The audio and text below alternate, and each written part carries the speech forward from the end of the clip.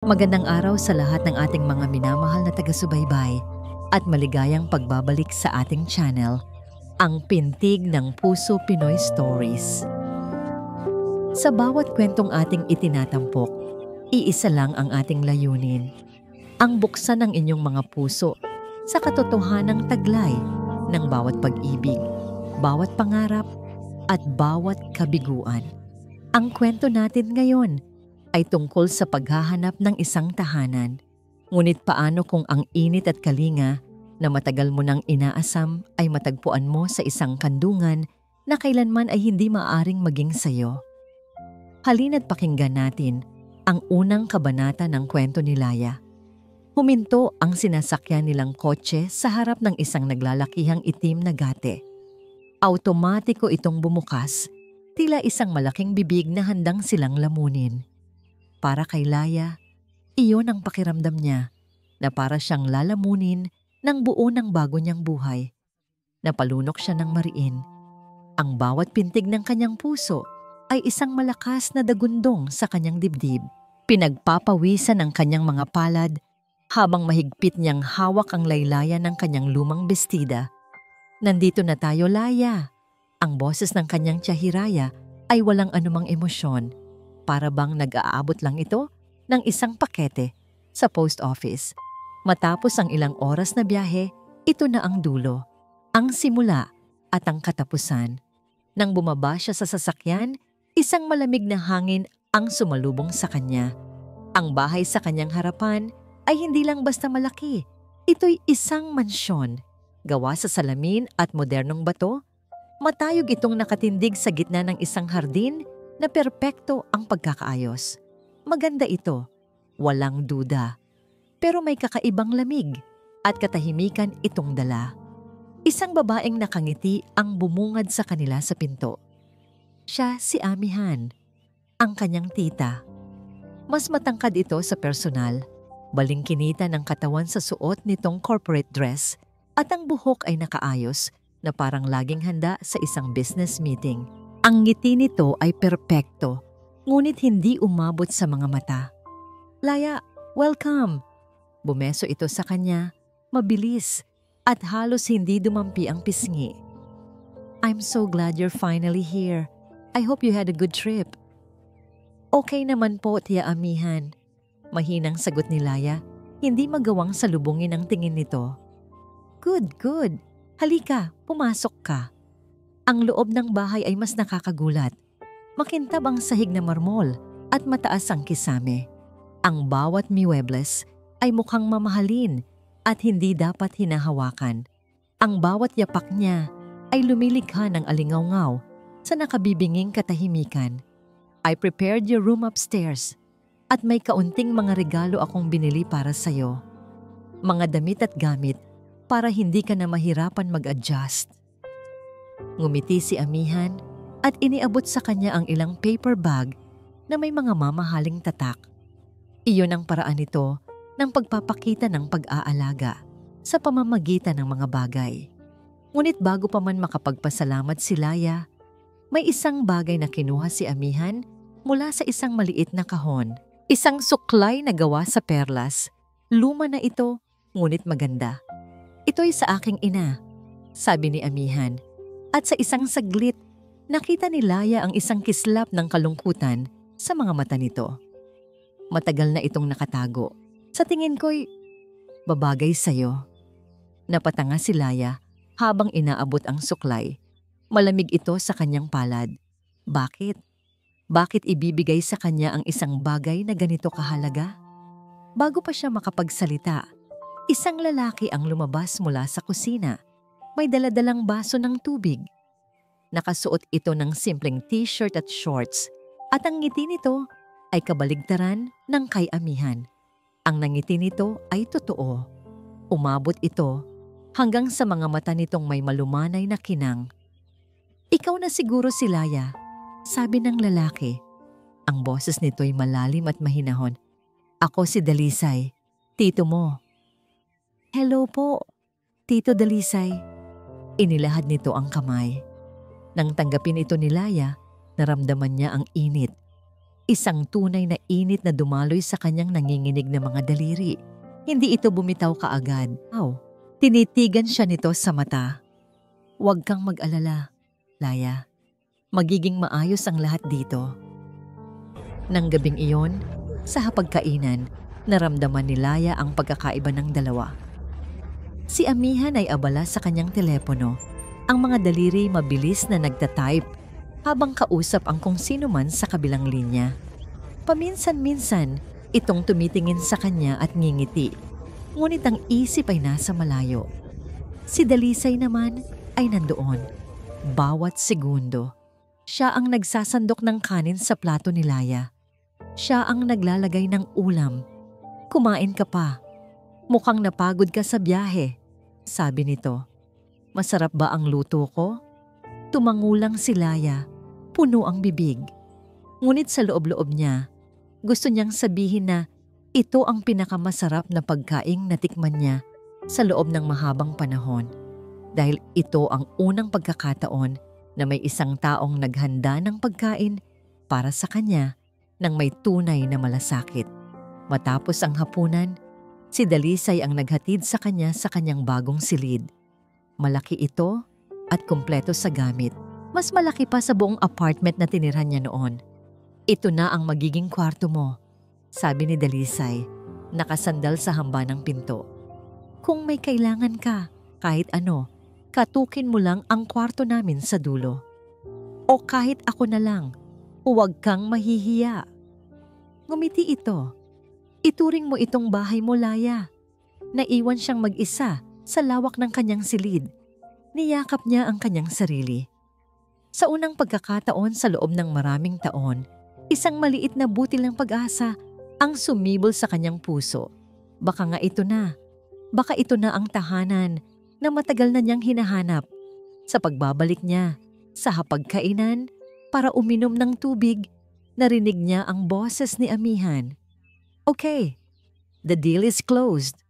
Masayang sabi nito sa kausap sa telepono. Bago ibaba ang tawag, humarap ito sa kanila na may malawak na ngiti. May magandang balita ako. Tumingin si Amihan kay Dalisay, pagkatapos ay kay Laya. Kailangan kong lumipad papuntang Cebu next week. May importanteng business conference. Mga 2 linggo siguro ako doon. Sa pag-anunsyo nito, napatingin si Laya kay Dalisay. At sa kanyang pagkagulat, nakita niyang nakatingin na rin ito sa kanya. Sa mga mata nito, may isang kislap na hindi niya maintindihan. Isang kislap ng kung ano.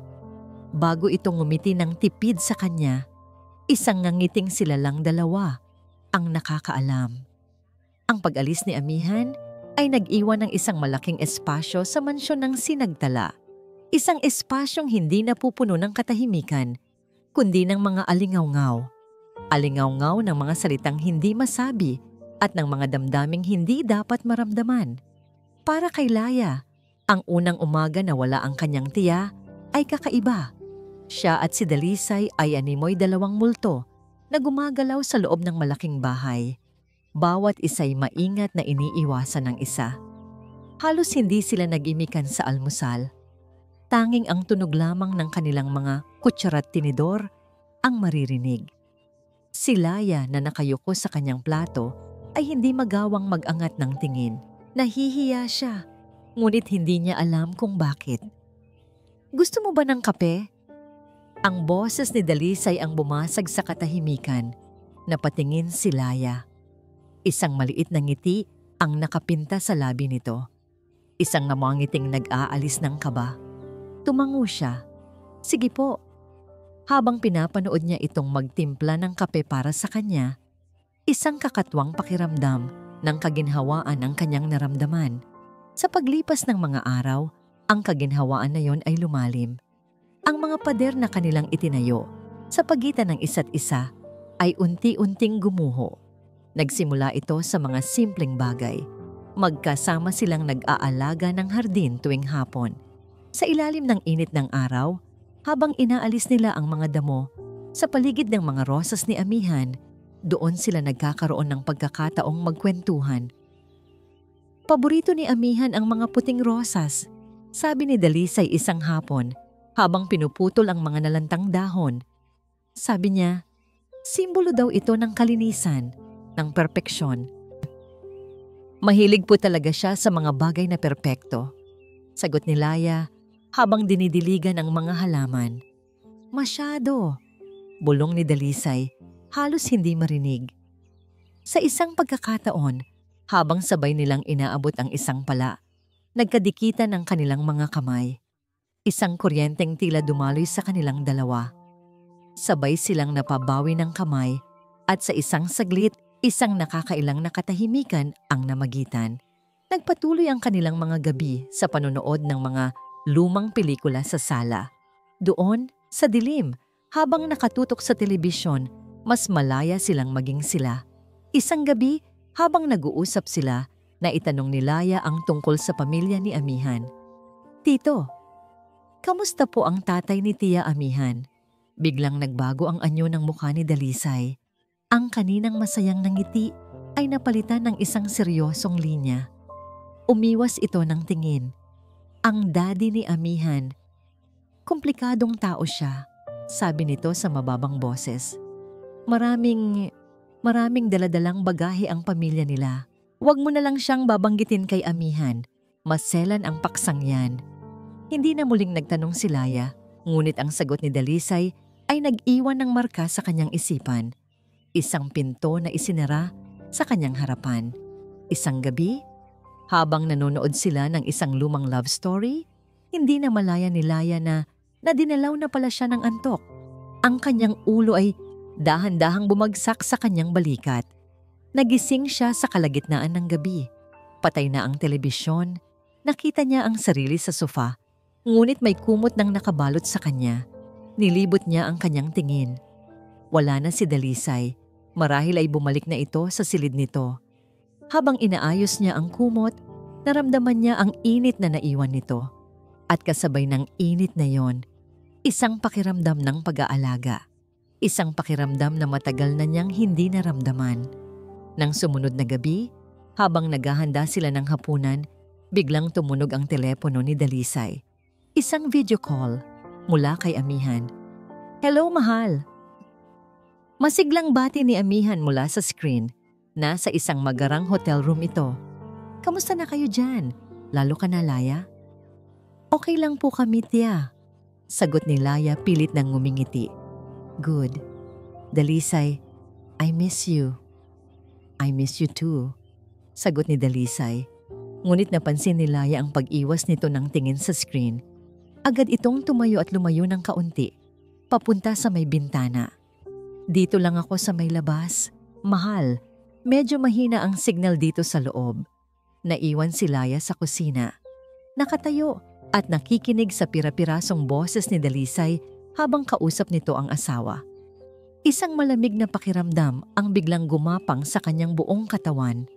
Kahit pa mainit sa loob ng kusina, isang kurot ng konsensya, isang damdaming hindi niya dapat nararamdaman, ngunit nandoon, malinaw at totoo. Para kay Dalisay, ang bahay na ito ay matagal nang naging isang museo. Maganda, malinis, perpekto sa paningin, ngunit malamig at walang buhay. Ang kanyang asawang si Amihan ang kurador at siya, si Dalisay, ay isa lamang sa mga mamahaling palamuti na nakadisplay. Ngunit nang dumating si Laya, nagbago ang lahat. Nagkaroon ng kulay ang mga pader. Nagkaroon ng init ang mga sulok. Ang simpleng presensya ng dalaga ay nagdala ng isang buhay na matagal na niyang hinahanap-hanap. Ang tawa nito sa mga simpleng biro niya ay musika sa kanyang pandinig. Ang paraan ng pagngiti nito kapag nagugustuhan ang luto niya ay nagbibigay sa kanya ng isang uri ng satisfaksyon na hindi kayang ibigay ng kahit anong salapi o tagumpay ni Amihan. Naalala niya ang isa sa mga huling pag-uusap nila ni Amihan bago ito umalis. Isang gabi, sinubukan niyang kausapin ito tungkol sa kanilang dalawa, tungkol sa namumuong distansya sa pagitan nila. Amihan, hindi mo ba napapansin? Parang hindi na tayo nag-uusap. Sabi niya, puno ng hinanakit. Hindi man lang nag-angat ng tingin si Amihan mula sa kanyang laptop. Dalisay, pagod ako. At itong ginagawa ko, para rin naman sa atin to. Para sa future natin. Pero paano naman ang ngayon, amihan? Paano naman doon lang ito tumingin sa kanya? Malamig. Prangka. Ano bang gusto mong mangyari, Dalisay? Uupo ako dito buong araw at makikipagkwentuhan sa'yo. May mga pangarap ako. May mga pangarap tayo. Ang ala-ala ay kasing pait ng kapeng kanyang hinihigop. Para kay amihan, siya ay parte ng pangarap. Isang asawa sa isang perpektong pamilya, pero hindi siya kasama sa proseso. Siya ay naiwan, laging naiiwan. Ngunit kay Laya, iba. Sa mga mata ni Laya, siya ay nakikita. Isang araw, habang nagluluto siya ng sinigang, ang paboritong ulam ng dalaga, naramdaman niya ang isang tunay na saya. Isang simpleng saya na dulot ng pag-aalaga sa isang tao. Nang matikman ito ni Laya, ang mga mata nito'y nagningning. Tito, ang sarap po. Ito na yata ang pinakamasarap na sinigang na natikman ko. At sa sandaling iyon, para kay Dalisay, siya ang pinakamagaling na lalaki sa buong mundo. Hindi niya kailangan ng promosyon. Hindi niya kailangan ng bagong kotse. Ang kailangan lang pala niya ay ang marinig na may isang taong nakaka-appreciate sa kanya kahit na alam niyang mali. Isang hapon, habang nililinis nila ang lumang bodega, aksidenteng nasagi ni Laya ang isang kahon ng mga lumang litrato. Nahulog ang isang frame na may larawan ng isang matandang lalaki. Ang ama ni amihan, mabilis itong pinulot ni Dalisay. Ay, sorry po tito, gulat na sabi ni Laya. Ngunit hindi galit ang nakita niya sa mukha ni Dalisay, kundi isang malalim na lungkot. Hayaan mo na, sabi nito, habang pinupunasan ang alikabok sa salamin. Tinitigan nito ang larawan. Ang pamilyang to, masyadong maraming sikreto. Habang nagbabalik sila sa loob ng bahay, may ikinuwento si Laya tungkol sa kanyang pagkabata. Isang nakakatawang pangyayari na nagpahalakhak sa kanya ng malakas. Natigilan si Dalisay. Napatitig siya sa paraan kung paano kumukurba ang mga labi nito sa kislap ng mga mata nito. At isang salita ang lumabas sa kanyang bibig nang hindi niya namamalayan. Ang ngiti mo, bulong niya. May kung anong pamilyar, parang isang malayong alaala. Nagtaka si Laya, ngunit bago pa ito makapagtanong, mabilis na nag-iwas ng tingin si Dalisay. Ang puso niya'y biglang kumabog ng mabilis. Kinagabihan, hindi maganda ang pakiramdam ni Laya. Mainit ito at namumutla. Nilalagnat, walang pag-aalinlangan. Inalagaan siya ni Dalisay. Ikinuha niya ito ng gamot, tubig, at isang basang bimpo. Habang nakahiga si Laya sa sofa, inilapat ni Dalisay ang likod ng kanyang palad sa noo nito. Mainit. Ngunit ang init ng balat nito ay tila may dalang kakaibang kuryente. Nang imulat ni Laya ang kanyang mga mata, nagtama ang kanilang mga paningin. Ang distansya sa pagitan ng kanilang mga muka ay ilang pulgada na lang. Ang kaninang pag-aalala sa mga mata ni Dalisay ay napalitan ng isang damdaming mas malalim, mas mapanganib. Ang kamay niya, na dapat ay inaalis na niya, ay nanatili sa noo nito. Ang paghinga nilang dalawa ay tila huminto. Sa katahimikan ng gabi, tanging ang malakas na pintig ng kanilang mga puso ang maririnig. Nagsimula ito sa isang bulong ng hangin, isang halinghing na dumaan sa mga siwang ng bintana na tila isang babala. Hindi ito pinansin ni Laya, ngunit maya-maya, ang bulong ay naging isang sigaw. Ang langit sa labas ay tila naghahanda para sa isang digmaan. Ang mga ulap ay nagdidilim at nagbabanggaan. At pagkatapos ay bumuhos ang ulan. Hindi isang ambon, kundi isang marahas na pagbuhos na humahampas sa kanilang bubong at mga bintana. Ang bawat patak ay parang isang maliit na bato. Nasa sala si Laya, nakatingin sa labas, habang si Dalisay ay nag-aayos ng hapunan sa kusina. Bawat kulog ay nagdudulot ng panginginig sa kanyang mga buto. Hindi niya gusto ang mga bagyo. Ang mga ito'y nagpapaalala sa kanya kung gaano siya kaliit at kawalang kapangyarihan. Isang nakabibinging dagundong ng kulog ang yumanig sa buong kabahayan na sinundan ng isang matalim na kislap ng kidlat na nagpaliwanag sa buong paligid sa loob ng isang segundo. At kasabay ng dagundong, namatay ang lahat ng ilaw, kadiliman. Isang matinis na tili ang kumawala sa lalamunan ni Laya. Hindi niya napigilan.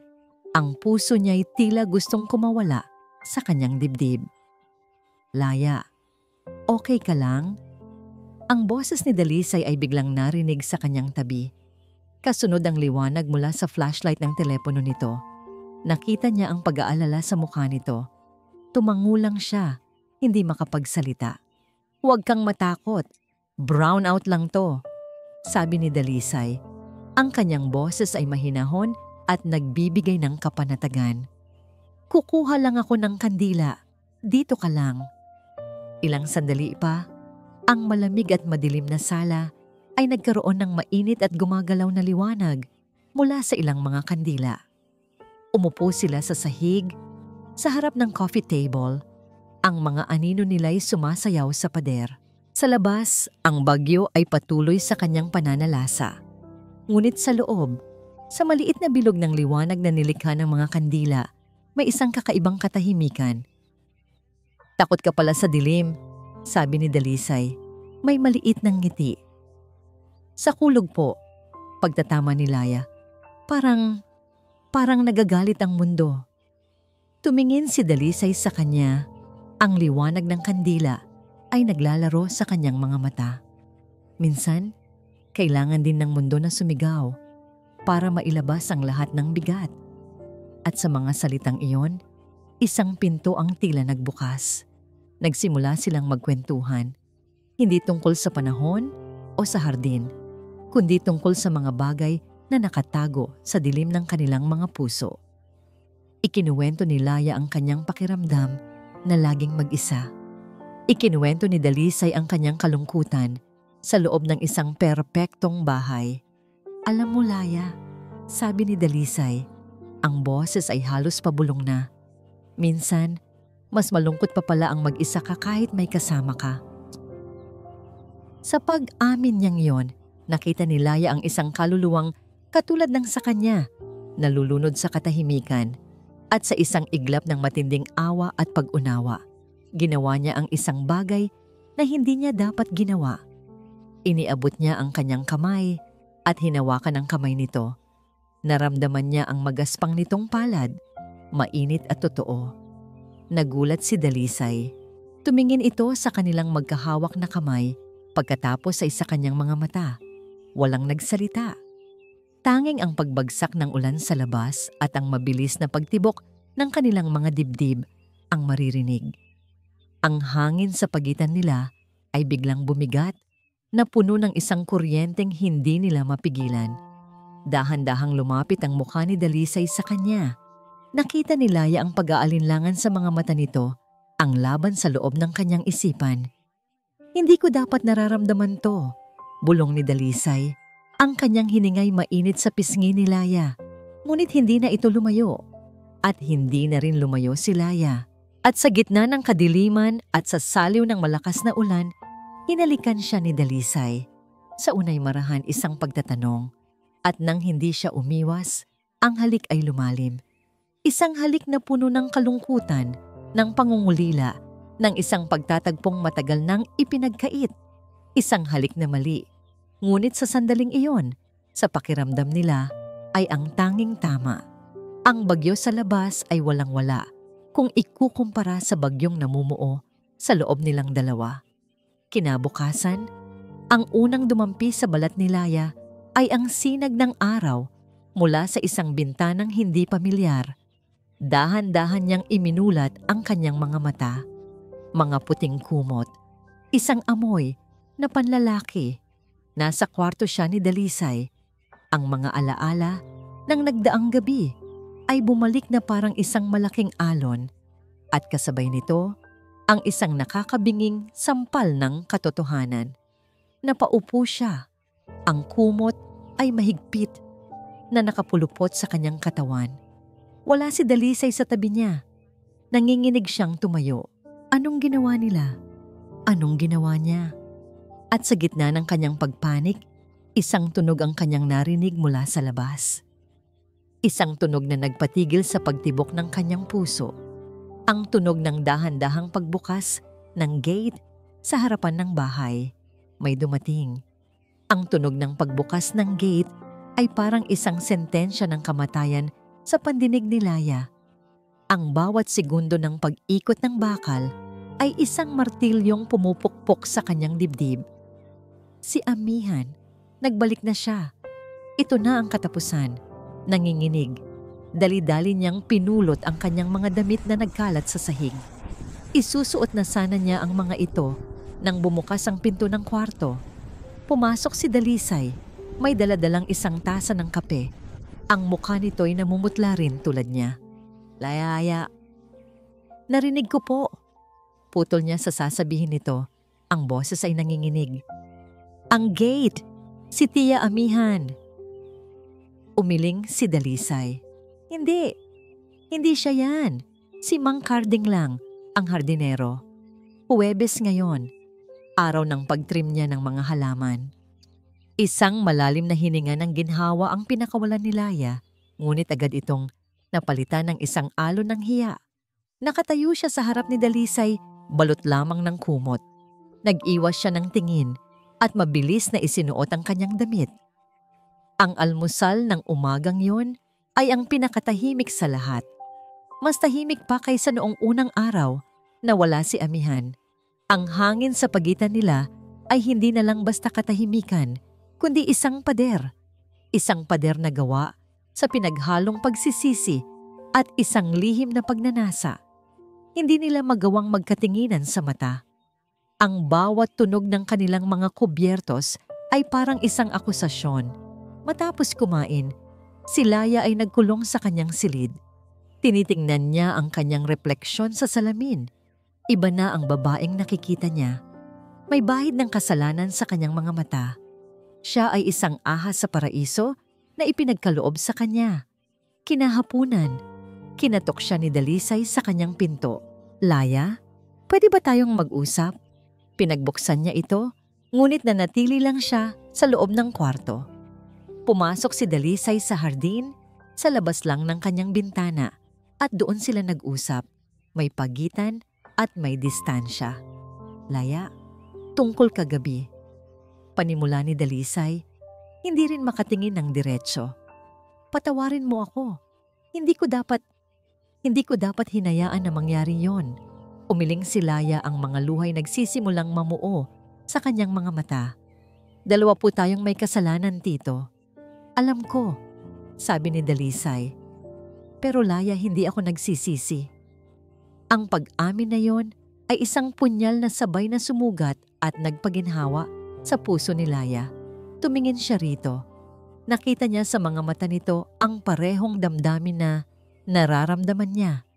Isang pagkalito. Isang kasalanang masarap. Hindi rin po ako nagsisisi. Halos pabulong niyang sagot.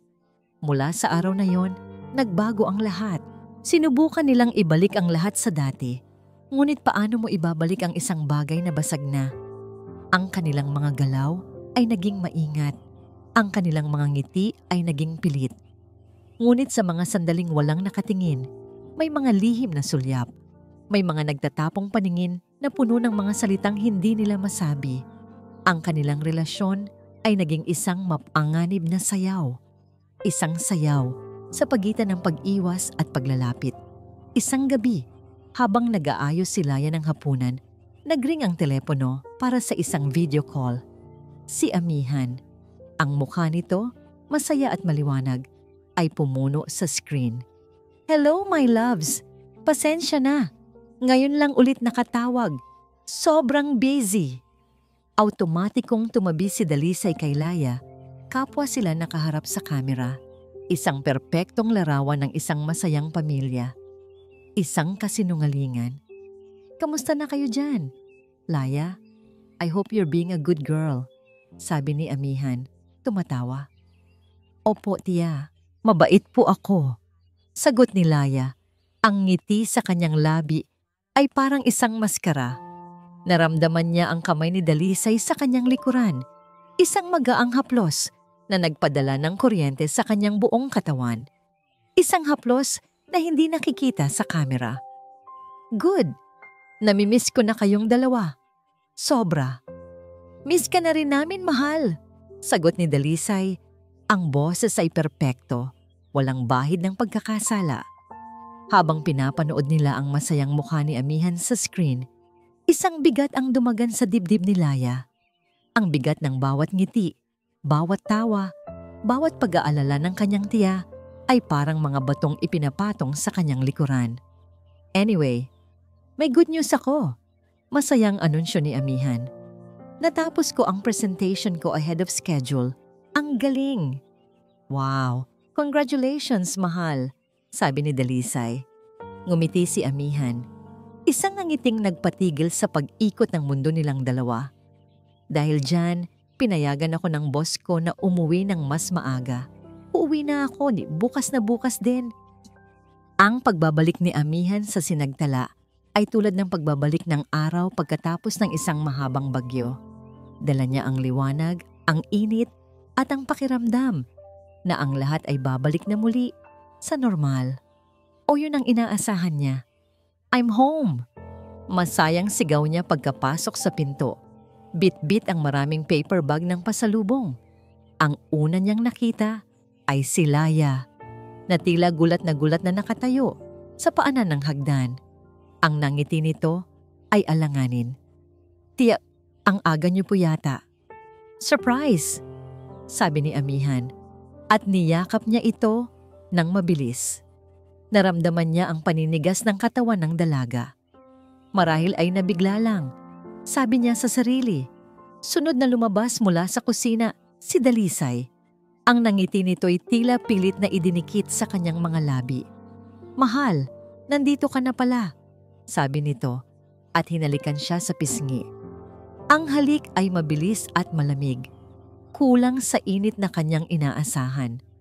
Ipinagsawalang bahala niya ang mga unang senyales. Pagod lang sila. O baka nabigla sa kanyang maagang pag-uwi. Inilatag niya ang mga pasalubong sa mesa. Isang mamahaling relos para kay Dalisay. Isang designer na bag para kay Laya. Ngunit ang kanilang mga pasasalamat ay tila walang sigla. Parang mga linyang memoryado mula sa isang script. Nang gabing iyon, sa hapagkainan, habang masaya siyang nagkukwento tungkol sa kanyang tagumpay sa Cebu, naramdaman niya ito. Ang pader. Isang hindi nakikitang pader sa pagitan ng kanyang asawa at ng kanyang pamangkin. Nag-uusap sila, oo. Ngunit sa paraang kinakailangan lamang. Walang biruan. Walang tinginan. Ang kanilang mga mata ay laging umiiwas. Laging nakatingin sa kanilang mga plato, sa pader, kahit saan. Huwag lang sa isa't pa isa. Naging masaya ba kayo dito habang wala ako? Tanong niya, sinusubukang pag-aani ng tensyon. Oo naman, mahal. Mabilis na sagot ni Dalisay. Naging tahimik. Masyado po kayong namimiss ni Tito. Dagdag ni Laya na hindi man lang tumitingin sa kanya. May mali. Ang kanyang intuisyon na sanay sa pagbabasa ng mga tao sa mundo ng korporasyon ay sumisigaw. Kinabukasan, habang tinutulungan niya si Laya na magligpit ng mga gamit sa kwarto nito, may isang bagay na pumukaw sa kanyang atensyon sa ilalim ng kama. Isang butones, isang itim na butones mula sa isang mamahaling polo shirt. Alam na alam niya kung kaninong damit iyon. Iyon ang paboritong polo ni Dalisay. Pinulot niya ito. Laya, ano to? Tanong niya. Sinisikap na maging kalmado ang boses. Namutla si Laya. Ang mga mata nito'y nag-aalangan. Baka po nalaglag lang yan mula sa basket ng labada. Alam niyo na, minsan naghahalo-halo. Isang napakahinang dahilan. Ngunit tinanggap niya ito. Sa ngayon, ang hinala niya ay parang isang maliit na binhi na itinanim sa kanyang isipan. At sa bawat oras na lumilipas, ang binhing iyon ay dinidiligan ng mga maliliit na bagay. Ang paraan ng pag-igting ng panga ni Dalisay kapag tinatawag niya si Laya. Ang paraan ng pagyuko ni Laya kapag kinakausap ito ni Dalisay. Isang gabi, habang inaayos niya ang laman ng wallet ng kanyang asawa para labhan ang pantalon nito, isang resibo ang nahulog. Isang resibo mula sa isang sinehan, 2 tiket para sa isang romantic movie. Ang petsa, noong 1 linggo, sa mga araw na wala siya. Tinitigan niya ang resibo, 2 tiket. Pumasok si Dalisay sa kanilang silid katatapos lang maligo. Ipinakita niya rito ang resibo, sinisikap na maging kaswal ang kanyang nangiti. Nag-enjoy ka ba sa sine, mahal? Sinong kasama mo? Nakita niya ang pagbabago sa mukha ni Dalisay. Ang mabilis na pagdaan ng gulat na agad napalitan ng isang pilit na ngiti. Ah, yan ba? Wala. Niyaya ko si paring Marco, pero hindi siya nakarating sa huli. Kaya, ako na lang mag-isang nanood. Sayang naman ang tiket. Tinitigan siya ni Dalisay sa mata at nagsinungaling ito nang walang kakurap-kurap. Ngumiti si amihan, isang matamis na ngiti. Ngunit sa likod ng ngiting iyon, ang binhinang hinala ay nagsimula nang sumibol at mag-ugat sa kanyang puso. Sayang nga, sabi niya, habang maingat na itinatago ang resibo pabalik sa wallet. Sana niyaya mo na lang si Laya para naman may kasama ka. Ang kasinungalingan ni Dalisay ay hindi isang pader na humarang kay amihan. Bagkus, ito'y isang pinto na nagbukas. Isang pinto patungo sa isang madilim na silid na puno ng mga tanong. At ngayon, determinado siyang buksan ang ilaw. Hindi na siya ang dating amihan na masaya at walang muwang. Ang bawat galaw niya sa loob ng bahay ay may layunin. Ang bawat ngiti niya ay may talim. Siya'y naging isang investigador sa sarili niyang pamamahay. Nagsimula siya sa mga bagay na digital. Isang gabi, habang natutulog si Dalisay, kinuha niya ang family tablet na madalas nitong gamitin. Alam niya ang password. Madali lang. Binuksan niya ang call logs, ang message history. Walang kahina-hinala. Masyadong malinis. Masyadong perpekto. Ngunit ang isang businesswoman na tulad niya ay alam kung saan titingin. Binuksan niya ang isang folder na may pangalang Utilities.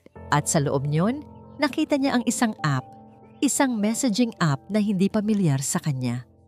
Nang buksan niya ito, kinailangan ng panibagong password, ngunit hindi na niya kailangang hulaan. Sinubukan niya ang pangalan ng kanilang unang aso. Bingo. Ang kanyang puso ay nagsimulang tumibok ng mabilis. Ang kanyang mga kamay ay nanlalamig. Nakita niya ang isang contact. Tubero. Ang tubero na laging tinatawagan ni Dalisay tuwing hating gabi. Ang tubero na tinetext nito ang good night. Nang buksan niya ang conversation thread, wala siyang nakitang mga salita. Puro mga blankong mensahe, mga deleted messages. Isang patunay na may itinatago sila. Isang patunay na alam nilang mali ang kanilang ginagawa. Isinara niya ang tablet. Ang kanyang paghinga ay mabigat. Kailangan niya ng mas matibay na ebidensya. Kinabukasan, sinubukan niyang kausapin si Laya. Nilapitan niya ito habang nagdidilig ito ng mga halaman sa hardin. Ang parehong hardin kung saan niya madalas makitang nag-uusap ang dalaga at ang kanyang asawa. Laya, malumanay niyang simula. Nalungkot ka ba nung wala ako? Sana hindi ka naman na-bore na kayong dalawa lang ng tito mo ang naiwan dito. Nakita niya ang gulat sa mga mata ni Laya. Ang paraan ng pag-iwas nito ng tingin. Hindi po tiya, okay lang po kami. Marami naman pong ginawa. Talaga? Gaya ng? Patuloy ni amihan, ang kanyang boses ay tila isang sutlang unti-unting sumasakal. Naglinis po kami. Nanood ng TV. Mga ganun po. Sagot ni Laya. Ang boses ay halos hindi na marinig. Hindi na niya ito pinilit pa. Ang takot sa mga mata ng dalaga ay sapat ng sagot para sa kanya. Ang pagkakataon na kanyang hinihintay ay dumating ng hapon ding iyon. Nasa study room siya nang marinig niyang may kausap si Dalisay sa telepono sa may terrace. Dahan-dahan siyang lumapit sa bintana. Sapat lang para marinig ang usapan. Hindi tayo pwedeng mag-usap ngayon. Narinig niyang sabi ni Dalisay. Ang boses nito'y puno ng pag-aalala. Hindi. Tumigil na tayo dito. Naghihinala na siya. Oo, nararamdaman ko. Hindi ko alam kung ano ang gagawin. Isang malamig na yelo ang tila bumalot sa puso ni Amihan. Naghihinala na siya. Ang mga salitang yon ay isang kumpirmasyon, isang pag-amin. Ngunit sino? Sino ang babae? Isang ideya ang pumasok sa kanyang isip. Isang ideyang napakasama, napakadumi, na halos isuka niya. Ngunit kailangan niyang malaman. Naghintay siya. Naghintay siya hanggang sa umalis si Laya para bumili ng kung ano sa labas. At nang magkaroon siya ng pagkakataon, pumasok siya sa kwarto nito. Ang kanyang puso'y dumadagundong. Ang kanyang mga kamay ay nanginginig para siyang isang magnanakaw. Binuksan niya ang mga drawer. Wala. Tiningnan niya ang ilalim ng kama. Wala. Nang bubuksan na sana niya ang aparador, isang bagay sa ibabaw ng bedside table ang nakakuha ng kanyang pansin. Ang maliit na kahon na pinaglagyan ng suklay na perlas na ibinigay niya. Ang simbolo ng koneksyon nilang dalawa. Dahan-dahan niyang itinaas ang takip.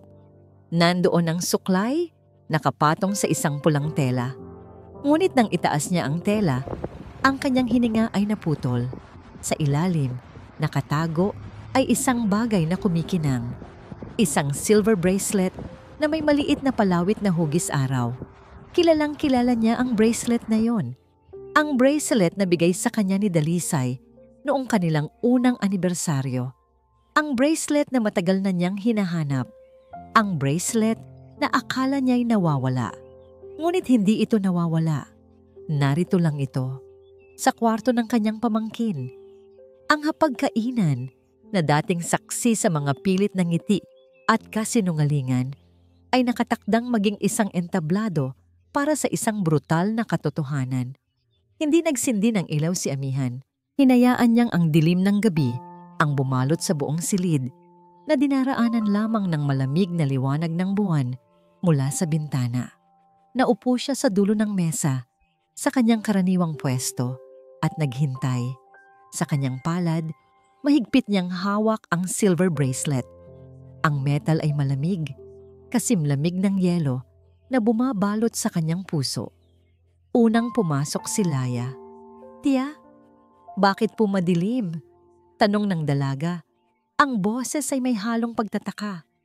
Kukunin na sana nito ang switch ng ilaw nang magsalita si Amihan. "Huwag. Dito ka lang." Utos niya. Ang kanyang boses ay kalmado, ngunit may bigat na parang isang bato. Sumunod na pumasok si Dalisay. "Mahal? Anong meron? Bakit?" Hindi na nito natapos ang sasabihin. Sa isang mabilis na kilos, ibinato ni Amihan ang bracelet sa gitna ng makintab na mesa. Ang tunog ng pagtama ng metal sa kahoy ay umalingaw-ngaw sa nakabibinging katahimikan. Isang tunog na kasing talim ng isang basag na salamin. "Ano yan?" Tanong ni Dalisay. Kahit alam na niya kung ano ito. "Isang pulseras," sagot ni Amihan. Dahan-dahang tumatayo, ang kanyang anino ay humahaba sa dilim. "Isang pulseras na matagal ko nang hinahanap. Nakakatawa, hindi ba? Dahil natagpuan ko lang ito kanina, sa isang lugar na hindi ko inaasahan." Tumingin siya ng diretso kay Laya. Nakita niya ang pagkawala ng lahat ng kulay sa mukha ng dalaga. Nakita niya ang takot, ang hiya. "Anong ginagawa ng bracelet ko sa kwarto mo, Laya?" Walang salitang lumabas sa bibig ni Laya. Tanging ang mga luhang nagsimulang mamuo sa kanyang mga mata at ang panginginig ng kanyang mga labi. "Sumagot ka!" Sigaw ni Amihan. Ang kanyang pagkakalma ay biglang naglaho, napalitan ng isang umaapaw na galit. "Amihan, tama na." Namagitan si Dalisay. "Lumalapit dito. Ako ang tanungin mo. Hayaan mo na si Laya." Ang pagtatanggol na yon, Ang simpleng pagtatanggol na yon ang nagsilbing gasolina sa apoy. Humarap si Amihan kay Dalisay, ang kanyang mga matay nag-aapoy. Ikaw? Oo, ikaw. Ikaw ang magpaliwanag. Dinuro niya ito. Ipaliwanag mo sa akin kung paano napunta ang regalo mo sa akin sa pamangkin ko. Ipaliwanag mo sa akin yung 2 tiket sa sine. Ipaliwanag mo sa akin yung mga tawag tuwing hating gabi. Patawarin mo ako, Amihan. Sabi ni Dalisay, ang kanyang boses ay basag. Nagkamali ako. Patawarin. Huwag mong banggitin ang salitang yan, sigaw ni Amihan. Hindi mo alam kung ano ang hinihingi mo. Ibinaling niyang muli ang kanyang tingin kay Laya na ngayon ay humahagulgol na. At ikaw, lumapit siya rito. Pinatuloy kita sa bahay ko. Ibinigay ko sa iyo ang lahat. Itinuring kitang parang kapatid. At ito ang isusukli mo sa akin, sa likod ko, sa pamamahay ko. Tiya, patawad po. Hindi ko po sinasadya. Iyak ni Laya. Ngumisi si Amihan.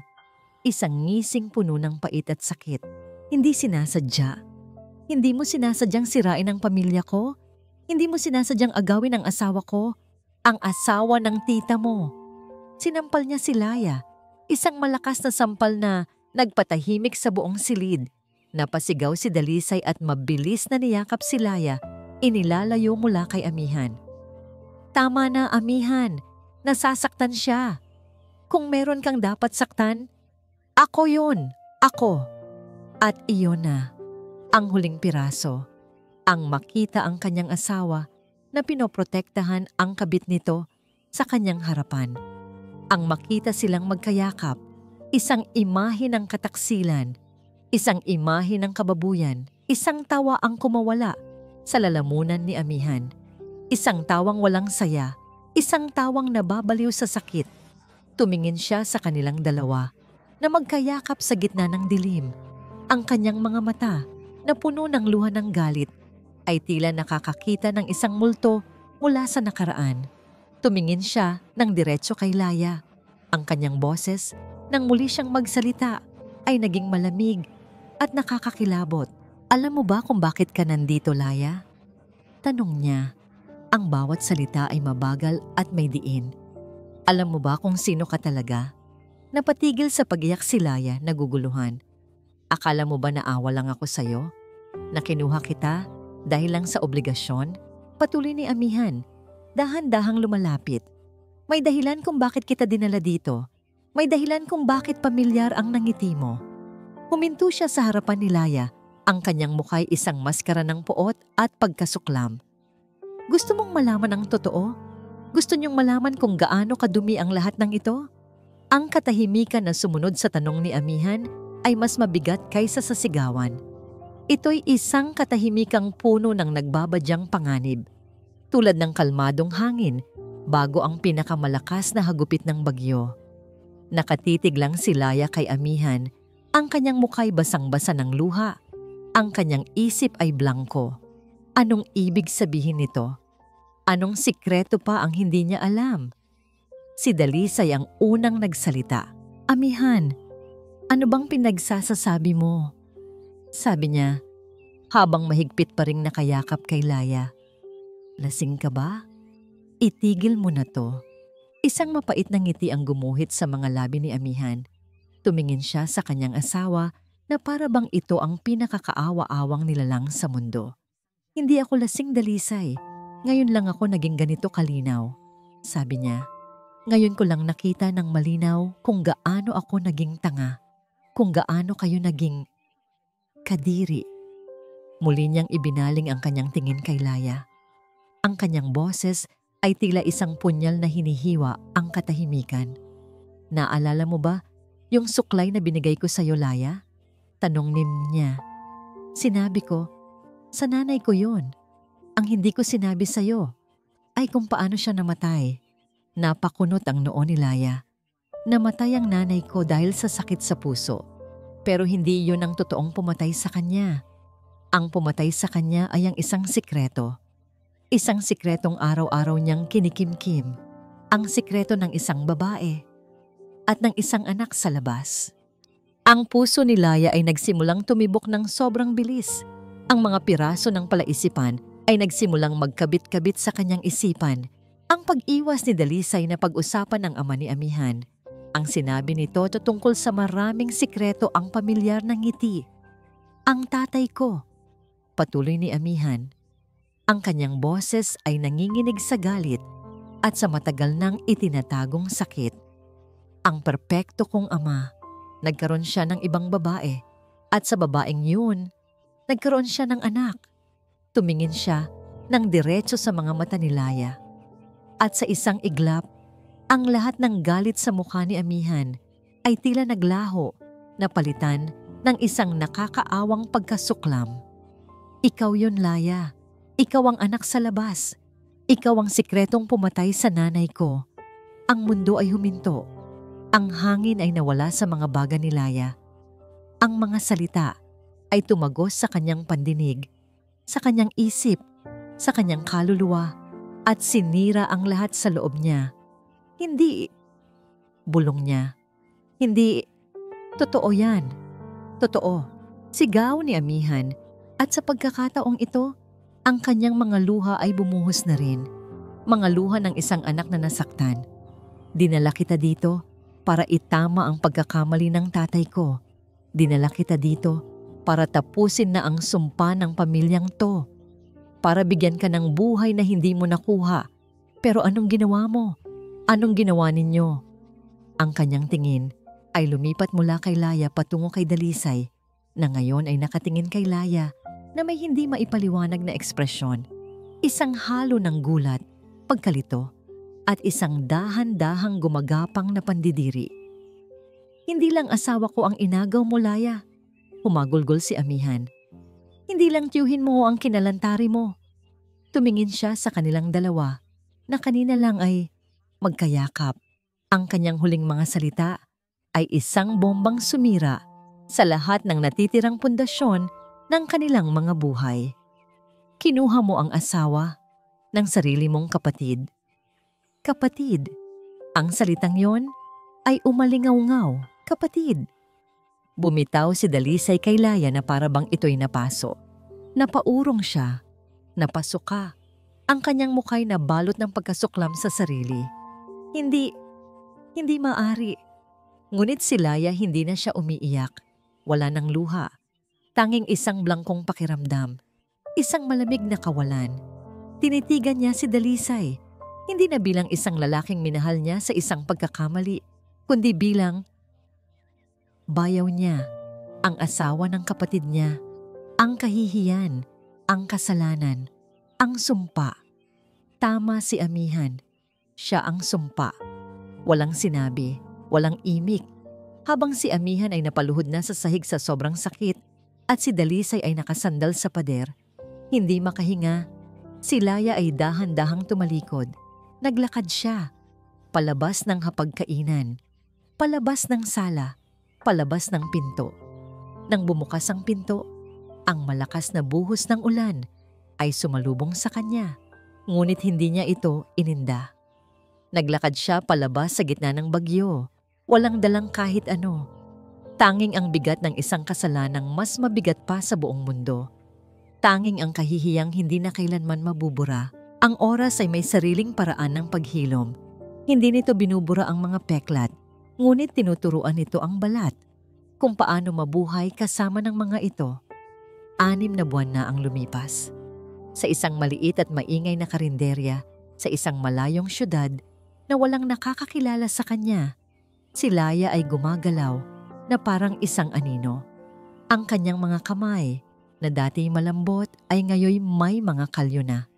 Ang kanyang mga araw ay binubuo ng pagpupunas ng mga mesa, paghuhugas ng mga plato, at pagtanggap ng mga bayad. Simple, paulit-ulit, payapa. Ang mansyon sa Sinagtala ay isa na lamang malayong panaginip. Isang bangungot na paminsan-minsan ay dumadalaw sa kanya tuwing gabi. Ngunit sa paggising niya, pinipili niyang kalimutan. Hindi na siya ang Laya na naghahanap ng kalinga sa iba. Ang sakit na kanyang naranasan ay parang isang apoy na tumupok sa lahat ng kahinaan sa kanyang pagkatao. Ang natira ay isang babaeng natutong tumayo sa sarili niyang mga paa. Hindi dahil sa sinabi ng kanyang tiya Hiraya, kundi dahil wala na siyang ibang pagpipilian. Isang hapon, habang nagpupunas siya ng mesa, isang sulat ang iniabot sa kanya ng may-ari ng karinderya. May nagpadala para sa'yo. Ang sobre ay puti at malinis. Walang pangalan ng nagpadala. Ngunit alam niya kung kaninong sulat kamay ang nakasulat sa kanyang pangalan. Marahil ay mula kay Amihan na humihingi ng tawad, o marahil ay mula kay Dalisay na sinusubukang magpaliwanag. Tinitigan niya ang sulat. Sandali, 1 taon na ang nakalipas. Gagawin niya ang lahat para sa isang mensahe mula sa kanila. Ngayon, walang pag-aalinlangan, lumakad siya patungo sa basurahan sa likod ng kusina at inihulog ito sa loob.